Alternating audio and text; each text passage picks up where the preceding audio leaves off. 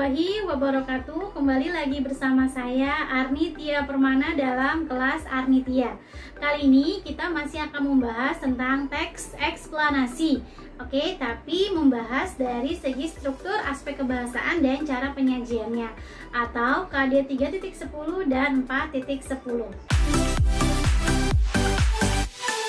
Sebelum kita membahas lebih jauh tentang materi struktur, aspek kebahasaan, dan cara menyajikan teks eksplanasi, Ibu akan paparkan dulu kompetensi dasar yang akan kita raih hari ini, yaitu KD 3.10 menelaah struktur teks eksplanasi berupa paparan, kejadian, suatu fenomena alam yang diperdengarkan atau dibaca, dan KD 4.10 menyajikan informasi dan data dalam bentuk teks eksplanasi.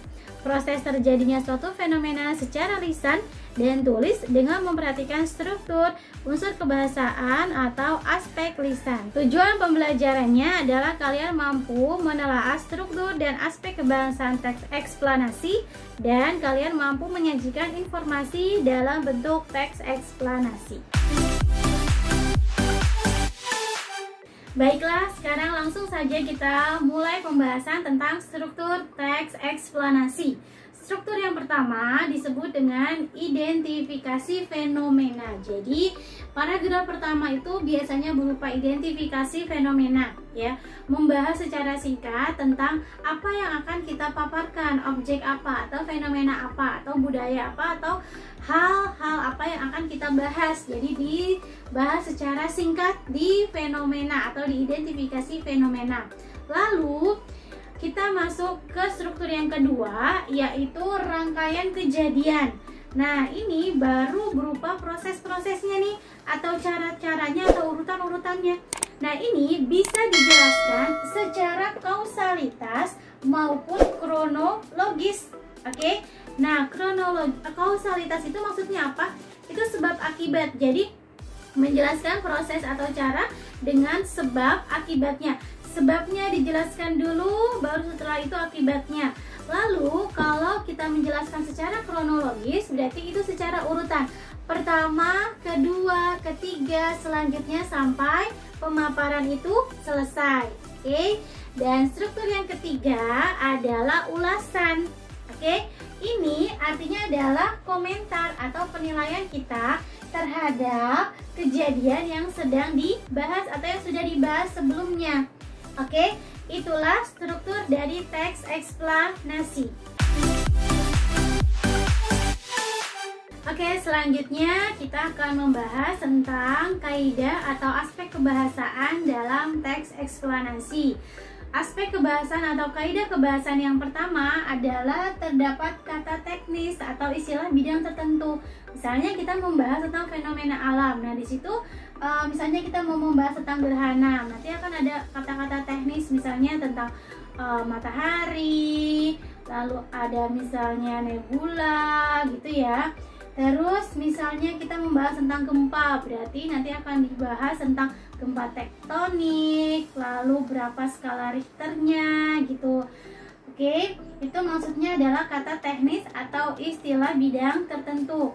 Yang kedua adalah terdapat konjungsi kausalitas, berarti terdapat konjungsi sebab akibat.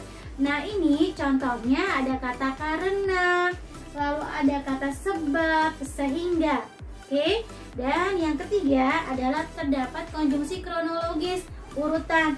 Misalnya di situ ada kata lalu, kemudian, akhirnya, gitu ya. Nah, itu berarti kan ada urutan tuh. Lalu yang keempat ada kata benda yang berupa kejadian atau fenomena. Oke, misalnya ada kata gempa, gerhana, angklung, gitu kan, kita mau membahas angklung nih, berarti ada kata angklung, lalu hiu, nah itu kan berarti kata benda. Oke, itu adalah aspek kebahasaan atau kaidah kebahasaan dari teks eksplanasi. Oke, baiklah, kita sudah masuk ke pembahasan terakhir, yaitu cara menulis teks eksplanasi. Yang pertama adalah kita tentukan dulu topik yang mau kita bahas, objek yang mau kita bahas apa, kita tentukan dulu. Lalu setelah itu kita susun kerangka teksnya. Kita mau buat apa nih, yang identifikasi kita mau membahas apa, lalu rangkaiannya apa, lalu ulasannya apa, kita tentukan dulu. Setelah itu baru kita kumpulkan bahan. Jadi kita kumpulkan bahan berupa fakta, teori, atau penelitian yang terkait. Oke. Setelah itu kita sudah dapat bahan-bahannya, kita sudah dapat fakta-faktanya atau hal-hal yang terkait dengan objek yang mau kita bahas. Barulah terakhir kita kembangkan kerangka karangan berdasarkan tadi data-data yang sudah kita miliki. Oke, lalu kita susun, barulah menjadi sebuah teks eksplanasi. Oke, selamat mencoba untuk membuat teks eksplanasi. Semoga materi ini dapat dipahami dan bermanfaat untuk kalian. Sampai jumpa di kelas Arnitia berikutnya. Wassalamualaikum warahmatullahi wabarakatuh.